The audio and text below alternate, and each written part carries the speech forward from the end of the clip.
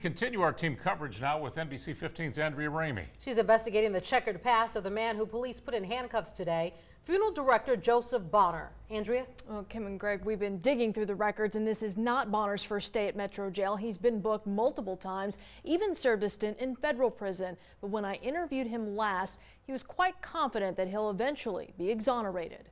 We haven't done anything wrong. That was Joseph Bonner last week, before investigators put him in handcuffs this morning after deputies dug in this alleged illegal cemetery. I can say for sure that bodies are there.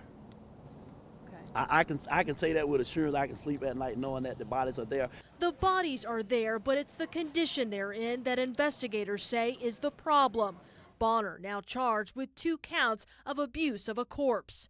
Add that to a long list of charges dating back to the mid-'80s. His last conviction in 2013 for writing a bad check for nearly $2,700. In 2001, he was sent to federal prison for fraud involving cell phones.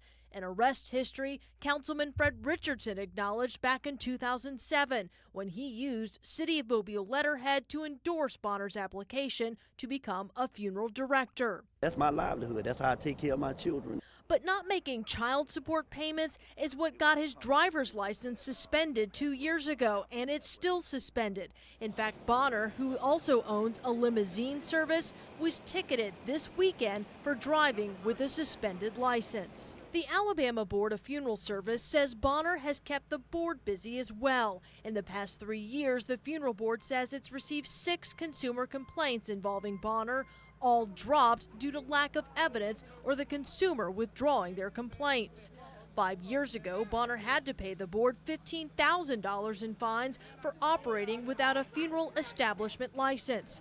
Bonner is in good standing today, but the board says it's now cooperating in the sheriff's office ongoing investigation. Time will tell. It will show that there was no wrongdoing on my part.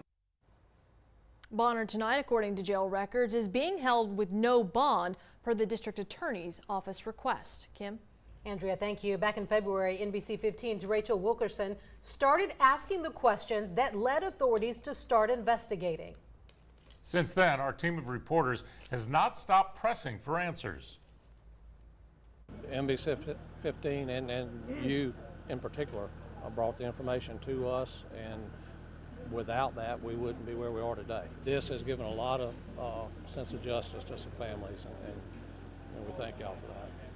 A closer look at how this investigation evolved over the last several months. That's coming up tonight on NBC 15 News at 6. If you have any more information about the operations of Heritage Funeral Home or the Heritage Memorial Cemetery, we want to hear from you. Our contact information is on our website, mynbc15.com.